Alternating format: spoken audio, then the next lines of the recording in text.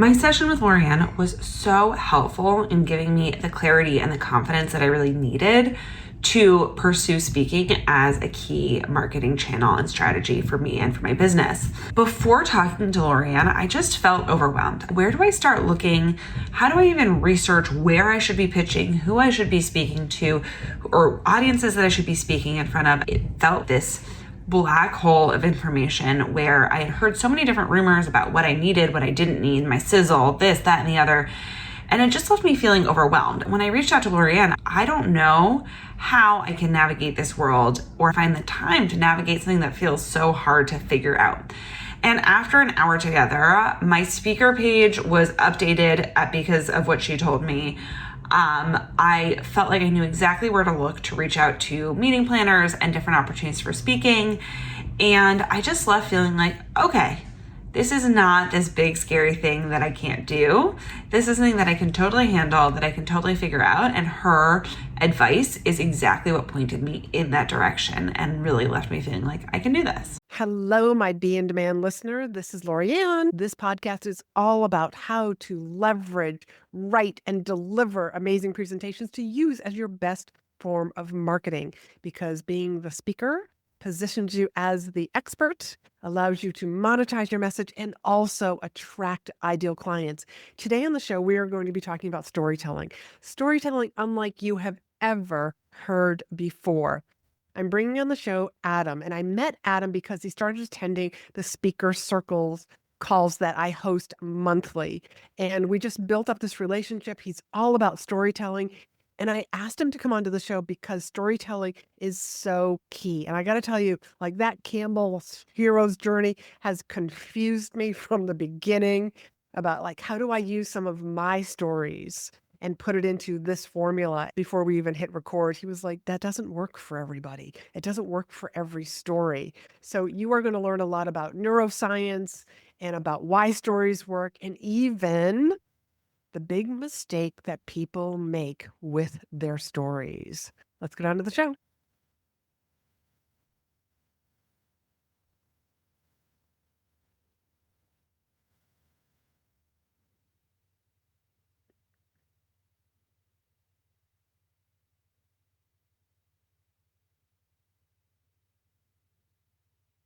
Adam, welcome to the show.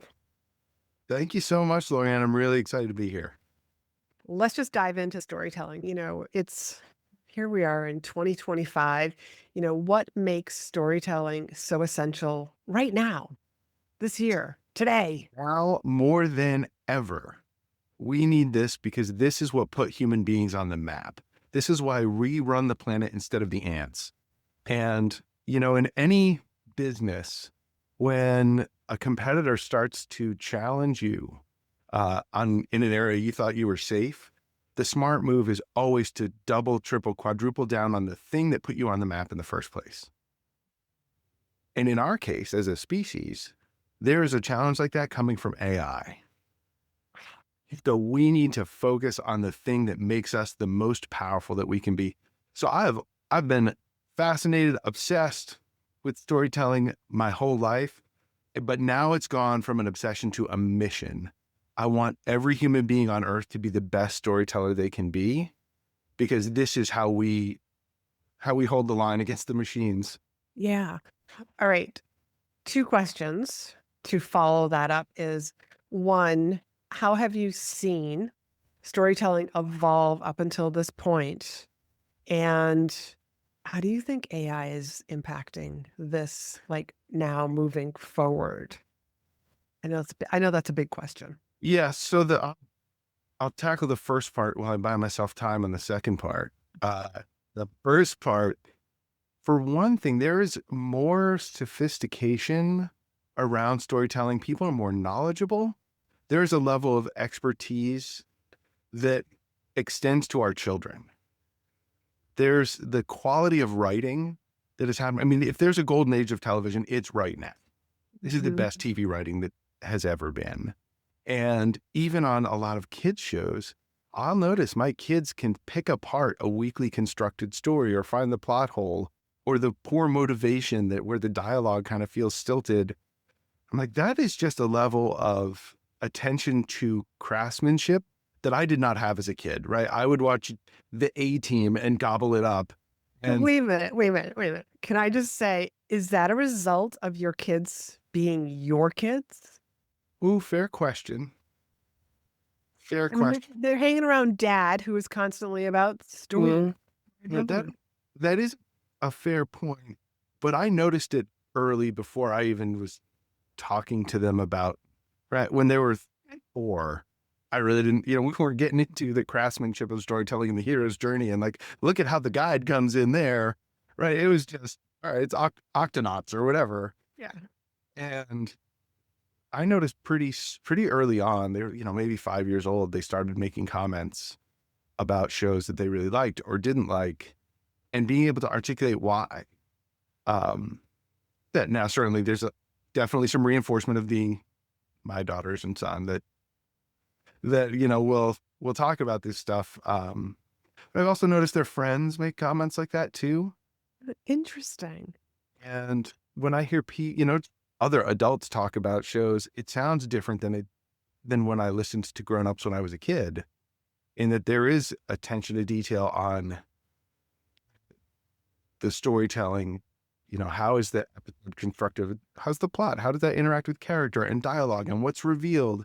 And what are the little things that signify larger things? It's always sort of a hallmark of good writing.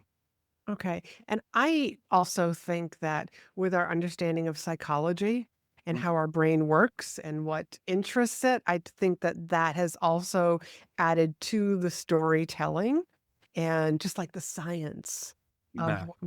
what really intrigues me. Because this is what I teach my clients. This is how I speak. I want to make sure that I am captivating the audience, but what makes a captivating and compelling speech or stories? And it all like really comes down to a great story. So when you mentioned attention, that one of the most exciting things about the field where narrative, psychology, behavioral economics, and decision science have all kind of coalesced. The human attentional system is such an interesting thing in that its main job is to filter out the universe and ignore everything, because there's so much coming in. It has to form like a force field. Otherwise, you'd just be overwhelmed all the time. And having trigger mechanisms to understand, what do I need to pay attention to of all the data that's coming at me? What's the important piece to my survival? Yeah. And the trigger is emotional. It's always some sort of feeling reaction that gets us to lock on to something. And, so when you're speaking with your client, you probably delve into this. We do certainly with ours. If you're leading with data and facts, you have shut down the ability to care. Right. I always tell people, and I used to actually use this in my speeches about leadership, like no kid ever said, "Daddy, tell me a bedtime statistic." No, they always say, "Tell me a bedtime story." Mm-hmm. Because a story is worth 1,000 words. I mean, you can say in a story what you won't. I mean, you can still tell people here's what I need you to do, but if you tell them in a story, it's just it lands. They remember it. And they extrapolate things that you didn't even say, but intended. They can share something in a story, and a person will get way more than was in that amount of text. It's like distilled meaning. Even in fairy tales, the lesson that kids come away with is not, ooh, if we find an old lady in the woods with a gingerbread house, we should be wary of her. They realize this means strangers, right? They extract a much bigger lesson than just this one specific instance. Yeah, so true. Okay, let's tackle that second part of that question, because I know people are so interested. I mean, everything, I feel like everything there's so much conversation around AI. And as much as it scares the poop out of me. I'll be totally honest. I'm scared of the road that we are headed down, and how I think it really can divide people. The people who are doers and thinkers and critical thinkers, and the people who are just going to be like, oh, but this is what it says to do. And, hence brain mush. How are you seeing AI being used with storytelling? Or I don't even know if this is an appropriate question for the. No, but it's a good one. And in some ways, the sort of the vagueness of the question is appropriate to the moment. I mean, for one thing, human brains aren't very good at understanding exponential effects. Something about our wiring, like we can understand how things grow in more linear ways, but exponential growth is just really hard to conceptualize. And AI with its self-learning, self-reinforcing, and updating, iterating capabilities that never sleep, it can do that. You mentioned the brain mush, and my oldest is about to graduate high school, and my middle daughter's a sophomore, and my son's in middle school.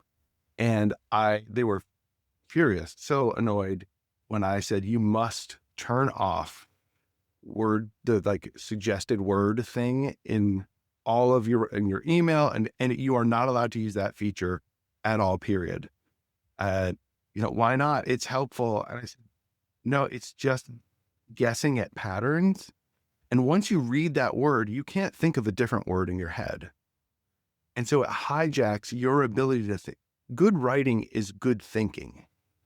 You have to think clearly to get it on the page. And if it keeps interrupting your ability to think and you just go, okay, then it is literally teaching you not to think. And you're going to sound the same as every other person who also just goes, okay. So I'm a hard no on that. That is so feature. true. I get asked all the time, like, how do you become a better speaker? You become a better speaker by writing. You become a better writer, besides actually doing the writing, by reading, which is essentially like the same as thinking. It's like, if you can think more, read more, learn more, you'll become a better writer, which makes you a better speaker. Amen. And I would say that, talking about iterative effects, no piece of writing is done until you've read it out loud. Yes. There are things that's so easy to skip over when you're proofing that when you read it out loud, you realize, oh no, that sentence kind of like trips over itself a little bit and it needs some help. So the bigger piece of your question, not just around like sort of the mechanics of writing, but story and what happens when we share stories. There's really fascinating research out of the University of Helsinki in Finland, where they put two people in fMRI machines, functional MRI, where you can see the blood flow in the brain. And because they've mapped the brain, they kind of know what's going on in there, right? That's the right arm sensory part, or that's the language area, or this is Broca's region. And as a person thinks things or experiences, imagines, remembers, whatever, they can see what's going on in their brain, poke them with a pin in the foot and you can see that area light up. Now, when they put two people in these machines and they have one tell a story, they can watch that person's brain light up with the sense memories that are happening, even if they're making it up in the moment. So, talking about the time when they were a child and they got lost in the woods and the sun was going down and it was getting colder and they crossed what they thought was a road, but it turned out to be a river that had snowed over. And they broke through the ice and the cold water was around their legs. And then they could hear a wolf howl and then another and another. This cold, the legs, the hearing area of the brain, the fear center, watch those light up and the listener's brain lights up the exact same way. Our brains synchronize. Absolutely. And you're getting all of that, the visual, the hearing, the kinesthetic, like all of that in a story. So of course our brains should light up, but that's interesting. And that's what AI can't do. AI can't connect. And there's another, not to be heavy, but there's another thing that I think AI can never do that's special for us. And that is every choice we make has meaning. Because we know we only get so many choices. And then it's over. And every choice leads to another set of choices. And it matters. What What, you chose to go to your daughter's basketball game instead of the networking event or vice versa. And that's what those choices, the sum of those choices is your life. And that's sort of where the meaning comes from. AI, there's no end, right? It can just keep going. And so can it pretend like sock puppet what it is to have meaning? Maybe eventually, but it can't do the real thing and we can. So true. All right. So stories make us more credible, more memorable. Oh, out of this world, more credible. Because the best part about stories in terms of credibility is we've got such amazing defenses against being told what to think. If we were having lunch, you, me, our listeners here on the podcast, and we're all sitting around having a lovely time, and some guy comes into the restaurant and sits down at the table with us and announces that he's the smartest person we've ever met, we would all roll our eyes and be like, yeah, well, we'll see. But if we're sitting there and the same person came and sat down, and in the course of conversation, the topic came up, and then said, I was talking about that with Steve Jobs a number of years ago. We were at Davos at the World Economic Forum, sitting with the Dalai Lama, and the Dalai Lama actually said, we would be like, who is this fella? Do go on. What a smart guy. We would have come to our own conclusion based on the events that unfolded. Yeah. That is so storytelling true. is that. Here are the events. All right. So then why do people who, the listener, in my case, the audience that's listening to this podcast, the audiences that are, in my audience when I'm speaking or my clients are speaking, why is it that we trust stories? Well, actually, it pulls together the last two sort of topics of conversation. We trust stories because, one, we experience them. If we hear a story, remember how the brains are synchronizing? We are experiencing the events of the story. We all experienced the river and the cold and the wolf and the fear, right? We all went through that. So the conclusion that we came to, each of us independently, was, this is a scary moment. Wow, we're in trouble here. We got to get out of that. We all came to that conclusion independently. Or who knows, maybe some listener was like, I love wolves and I love winter. I feel great. Okay, good for them. But that's their conclusion, and it's going to feel very real and very credible. A story is much more credible for the audience because they've gone through the experience of the story events, just like we all did with the wolves in the winter and whatnot, formed their own conclusion about what those events mean. So we all believe our own conclusions much better than anything someone tries to spoon feed us. So that's where the credibility and the trust comes in. But the second piece is because it's emotionally activating, it also breaks through all the noise of everything else that's coming at us. And we care and we want to pay attention. And then we're hungry for more information. And that's when a story just opens the door so facts and data can walk in. We need those, right? Facts are important. They really matter. Yeah. But you can't care about them up front. So a story activates the emotional center that sort of opens the door for those facts to come in. Damn. That's like a lot. That's and also it's a really good answer. And why you want to back up and do it slower? No. But it's a lot of information, and it just reinforces why we should be telling more stories. Now, one of the things that I find that people come to me about is I don't have any great stories. And I usually tell them, tell your everyday stories, because that's what's going to relate and really resonate with the audience, because they're going to be like, oh, she's just like me. Oh, he went through the same thing that I'm going through. I think everyday stories are phenomenal, and everybody gets it. Deciding between the networking event and going to your kid's soccer practice, etc. Where do we find stories? Because I know that's what's lingering, and that's what people are starting to think about now. Like, but where do I find stories that I can tell? Here's the easiest way to hunt down a story. Where does this have an effect on someone's life? Anyone. Follow that thread and you will find a story. So for example, I was talking to the CEO of a manufacturing company that makes little brass rings. So like teeny tiny little tubes that stamp them out of a machine to extremely fine tolerances. And I was talking about, the stories here and the stories of your workers and what you do. And he was not buying it at first. He was like, "Well, we make brass rings. Like, where's the story in that? I'm not feeling a lot of emotion around that." I was like, that's fine. Who buys them? And he's like, well, GM, Tesla, Boeing. So on the phone, I was like, all right, what did GM and Tesla use them for? Well, they're a part of the brakes and the braking system. I said, what if your part fails when the brakes don't work? Does that seem like it could have an effect on someone's life? Nah, right? There's a story. The work that you did here results in someone pressing a pedal and they and their kids come to a safe stop while the dump truck goes by instead of a different ending. That mattered. Yeah. Wow. Talk about taking an everyday moment or an everyday object and turning it into something that just became very emotional.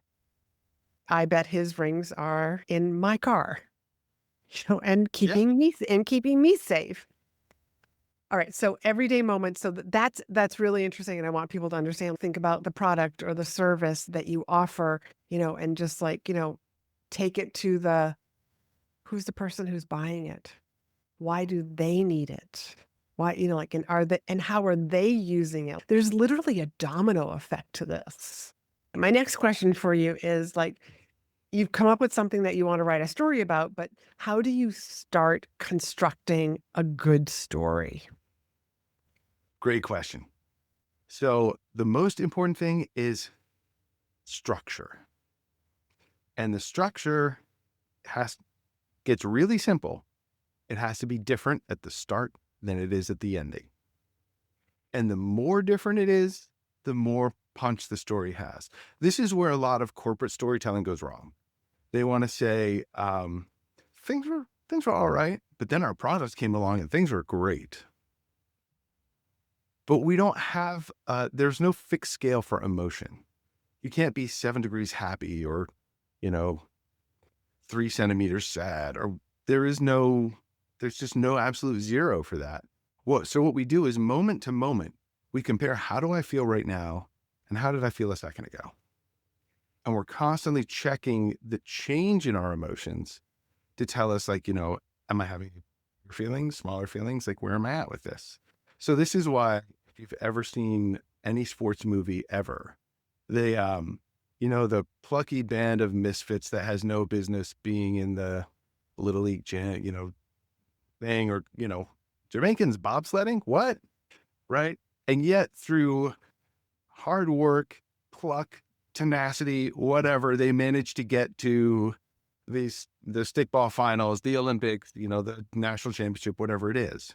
And then what happens? They win, right? No. They get all the way there and everything falls apart. Right? The coach gets fired, the team captain gets hurt, their gear gets stolen or breaks or whatever. Right? It all just goes to crap. And then they manage to pull it together and win. So that way you've got the biggest possible spread right before the climax, so that by having a bigger change, you get a bigger charge.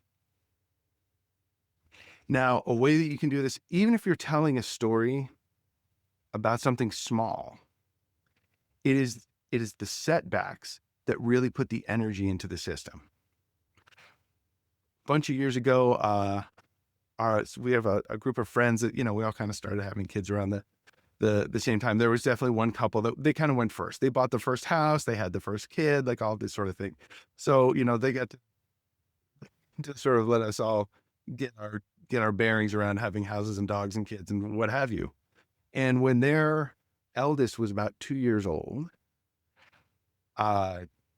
they had another daughter and they were upstairs putting her to bed. And my wife and I, we didn't have kids yet. We were standing in the kitchen with their 2-year-old, who wanted milk. Yeah, sure. I'll get you some milk. Here we go. And I get the milk out and I grab the glass and I take the top off the milk and go to pour it in the glass. And she starts freaking out. Wait, what? What am I doing wrong? And she's yelling, 2 tops. 2 tops means she takes the top off the milk. I can pour it. And then she puts the top on the milk. 2 tops is an essential part of this process. And all right. So finally I caught on. I put the top back on. She cut it off. I poured. She put it back on. We put the milk away. She sort of drank the milk, walking away, looking at me like, you idiot. How could you get this wrong? But it was a powerful learning moment. And the whole thing that's interesting about that story, like, a kid asked me for some milk and I gave her a glass of milk. So what? It only gets interesting at the point where it all goes sideways. And I think we're about to be done. And holy cow, does it take a turn? And so oftentimes the places where when people say, I can't find a story, like look for the setbacks. Anytime something goes wrong, there's a story in there because it probably doesn't end. Things go wrong and you immediately roll over and quit.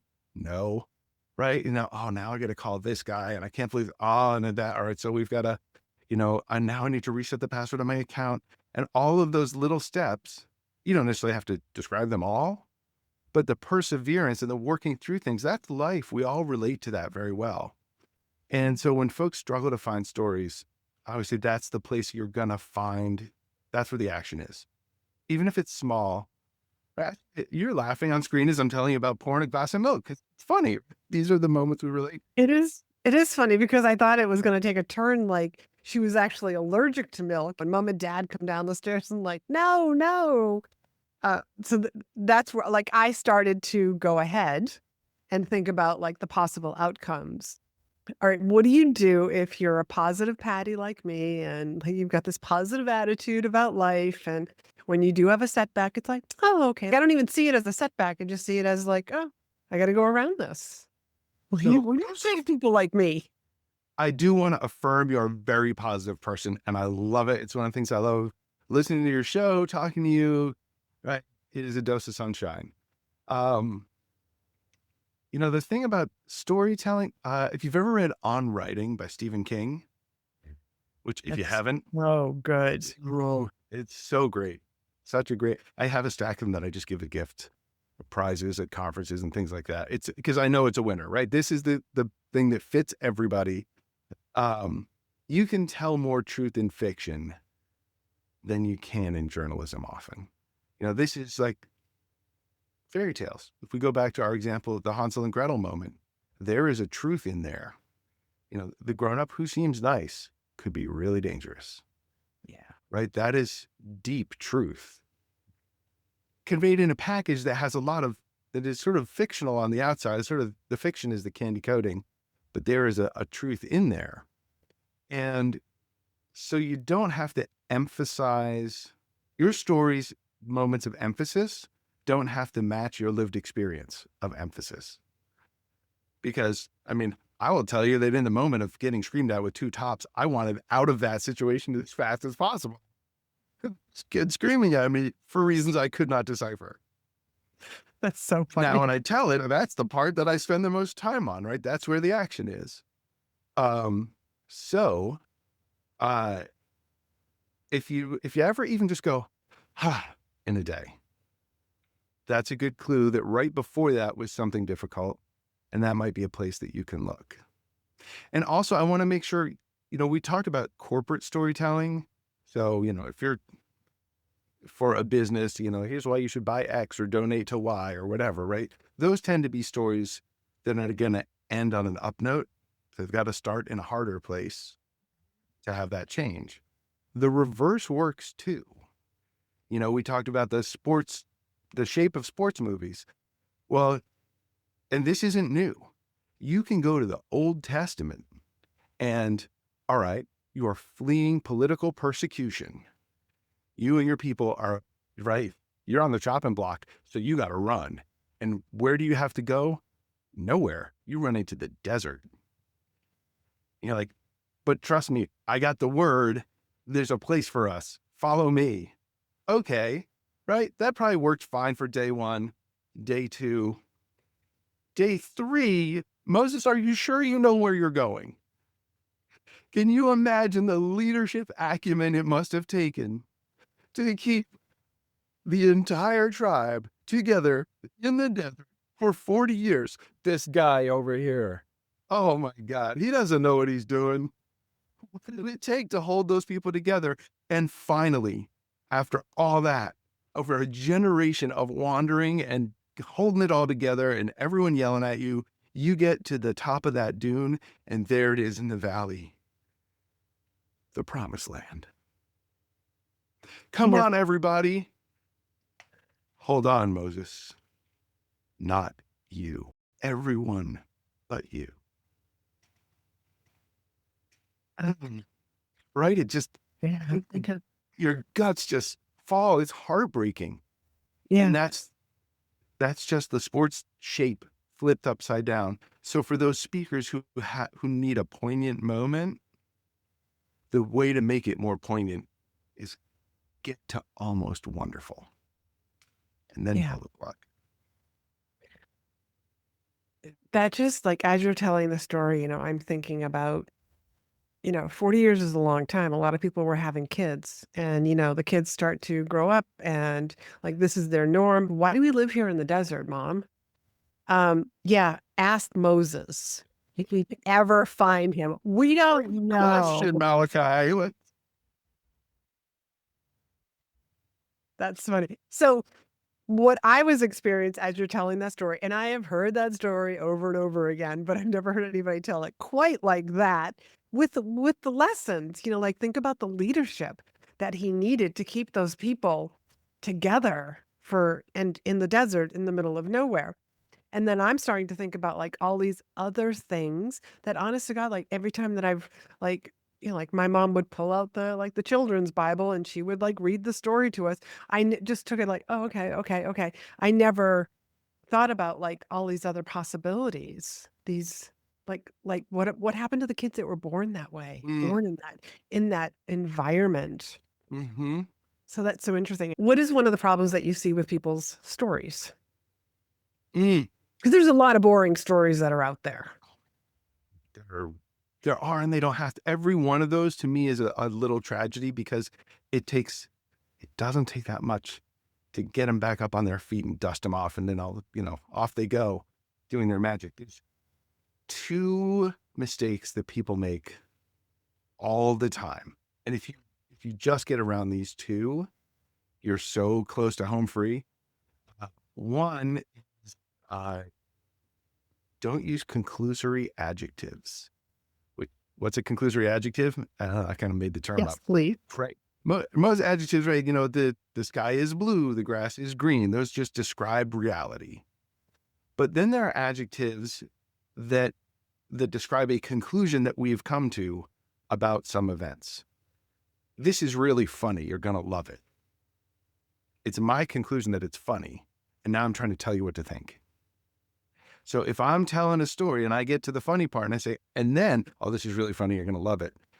I've just undone all of the good work of creating a story and letting you form your own judgment. All that good stuff just got neutralized because I told you what to think. Right. Because if it's not as funny as like now I'm expecting it to be really funny.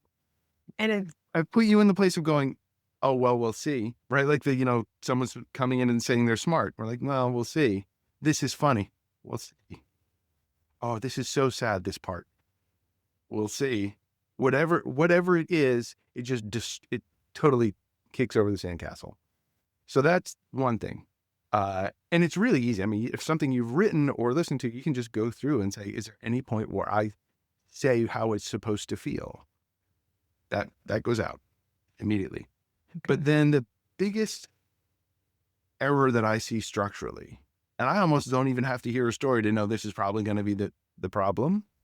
And that is an underdeveloped first act. And that's where people don't talk about the before part enough. If they want the story to end and everything's great, well, then you need to spend some time on how awful things were before. If it's going to be a heartbreaker of a story, tell me how great it was beforehand. Like in the story that you were telling me about your experience in Japan.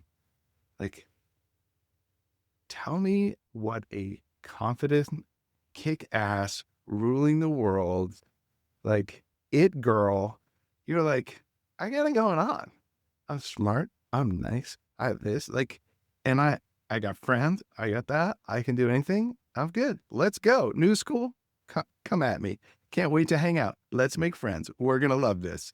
Right? You just feeling yourself. And then here comes like the witches who do not feel that way about themselves. And no way are they going to let this person walk around feeling like a goddess. No, she's going to come down here in the mud with us. And we're going to shove her even deeper to try and make ourselves feel a little bit better. But the better that you feel about yourself in that first act before you meet them, and the more optimistic you are as you meet them, the colder and more vicious what they like, that will really show the truth of how they were. Mm-hmm. And the more willing you are to like go back to that awful pain, the more we're going to be there with. And that's, I don't think I ever hit on it quite like this. Here's why it's so good to tell a story about something that hurts. Because of that brain synchronicity, if I'm willing to tell the story of my hurt, of my shame, of my failure, to tell it well, I have to go back to the darkest, saddest, most painful part. But because we're synced up, I don't have to go through it alone. You're with me. And when you tell the story that hurts, I'm with you. I love that. Try that, AI. Thank you. And yesterday I was working with a client on he's in the in-demand signature speech program, and he has a very powerful moment in his speech. He was talking about a tragedy that happened within his team. And my feedback to him was, you have a great moment to really grab the audience. You can't breeze over this because you're speaking to an audience of HR professionals, and tragedies just happen. Let's take them down into the valley, sink into like, oh my God, like the emotion of the story, and bring them back up. And we were talking about like the timing of his presentation. I'm just like, you got to cut like, if you need to cut something out someplace else, like we'll just cut a minute out someplace else, but like, don't miss this opportunity. And that's what storytelling does. This particular moment, because he is giving a lot of information and data, it's a great opportunity to get the audience to lean back in to him and what he is saying and the impact of his solution, essentially. But let's go back to the Moses story. Well, yeah, I feel like these connect really well there because of the way you're talking about getting into that deeper layer of emotion. Whether, no matter what faith tradition you were brought up in, if you're in the Western world, you've probably heard that story, right? Okay, fine. Like it's in the air. Everybody knows about the flood. Like those are some things that are just kind of out there. And I think the thing that made that story, and all of those old stories, if you just sort of like downshift and get slower and empathize with the people and really start to think about what would it feel like to be that person in that position, suddenly they just like pop right back to life, no matter how old they are. What would it be like to be so scared that you're willing to just run into the desert? What would it be like? How long would you wander around the desert before you're like, yo, what's up? Like, do you have a clue?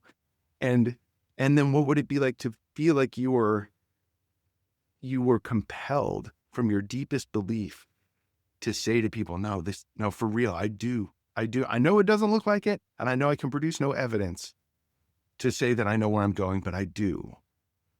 Like, how deep does that have to get? And when you start to really feel those things, like you can like feel them in your body. And I I cry on stage a lot because that's a professional hazard. Like if you are scared of lions, you should not be a lion tamer, right? That's just a job requirement. You got to be willing to face the lions. If you can't show your emotions in public, you're gonna have a hard time being effective at this gig.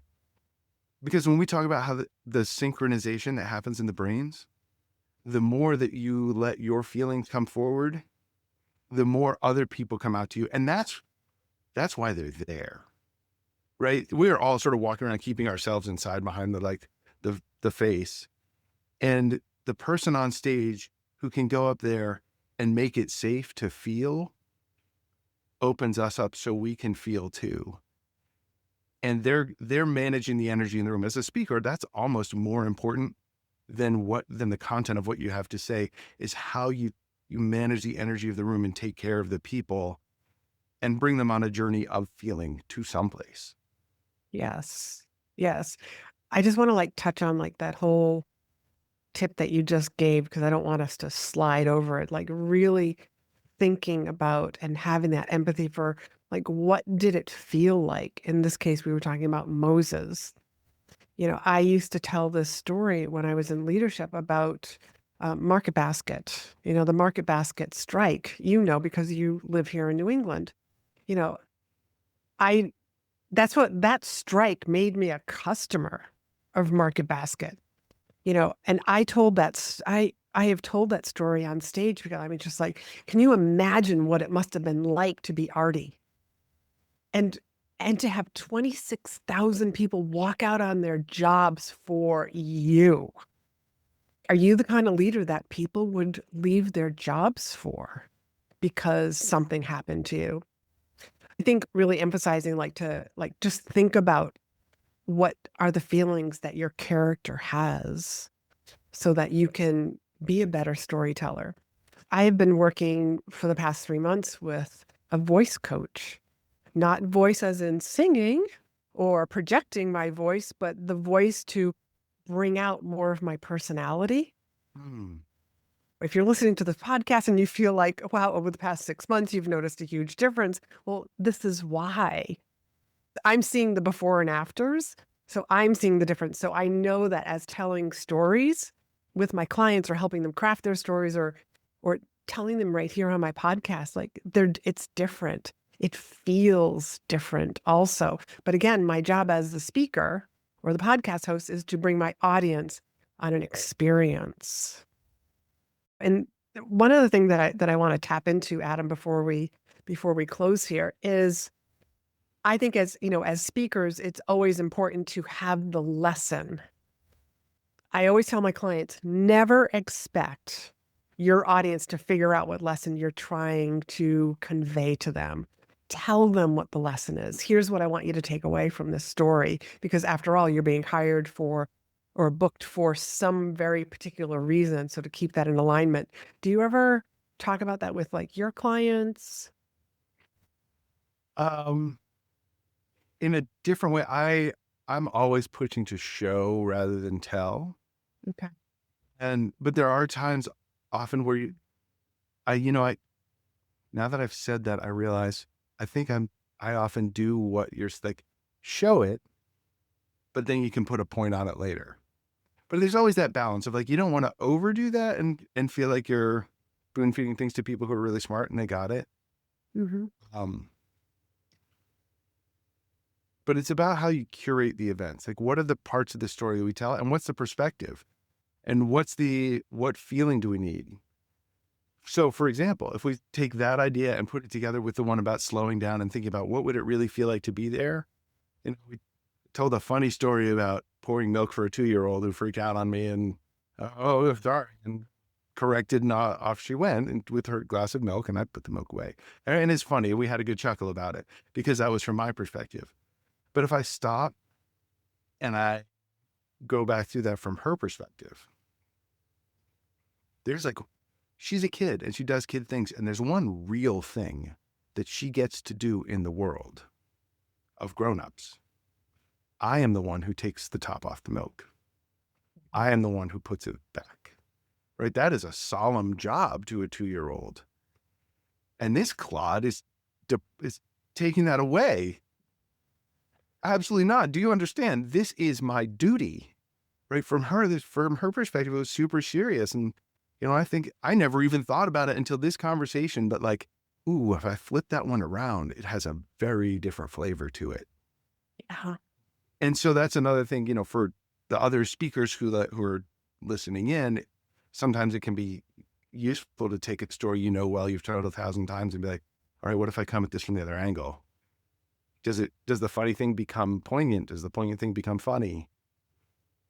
I really like that. I don't know. Like there are some stories that I tell, like signature stories that I tell over and over again.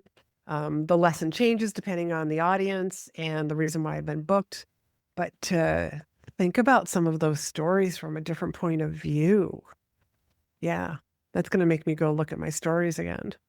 And what's this audience need? Why are they here? What do they feel coming into the room? What do they hope to feel when they walk out of the room? And how can I be a good guide, Sherpa, porter in helping them get from A to B? Yeah. Oh, I love that. So we could continue this conversation and the science of storytelling so much, but would you please tell people a little bit about yourself and where they can find you, learn from you, follow you, all the good stuff? All right. So the easiest thing, I run a branding and marketing agency called Rustle and Spark because that's what we do. We rustle around till something sparks. And that's RUSTLEANDSPARK/story. We'll take you to the page right about all about our story practice, where we get into some of the science there, some video clips, some tips and things like that. And actually at the bottom of the page in the footer, we've got a link for story mentorship, where in addition to like the corporate trainings or whatever, that's just a one-on-one session that you can book and help you walk through your storytelling, either writ large or work on a specific thing that's giving you trouble or you want to make it better, what have you.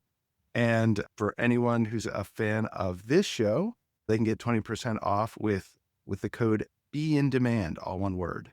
And I will make sure that that link is down below. And just to reinforce like how he can craft stories, he took a story that I had shared with a Hollywood story expert who like helps movies, who told me I did not have like the story that I presented to him. He told me like, he goes, you can't do anything with that. I shared it with Adam and he completely changed it. And he was like, oh, yes, you can. And here's how. And we made it into a beautiful story, which you will probably hear at some point here on the podcast, because I will be sharing. I will definitely make it a point to be sharing that. But Adam, thank you so much for joining me today. This has been so invaluable as part of this storytelling series. I really appreciate you taking the time to share your brilliance. Laurie-Ann, my pleasure. Thank you so much. I'm just delighted to be here and to get to listen and to get to talk to you every time. Thank you.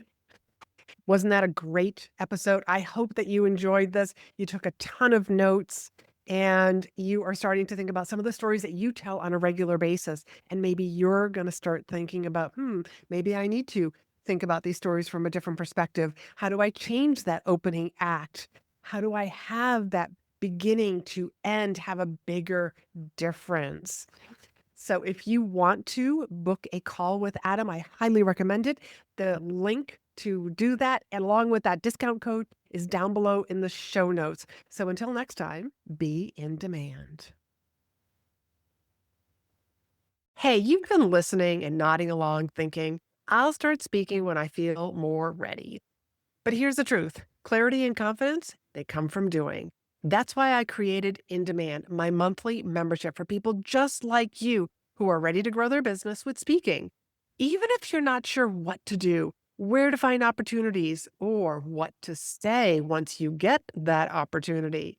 You don't need to be perfect. You just need to begin. And we'll make sure that you don't do it alone. Doors are open now, and our next live call is coming up.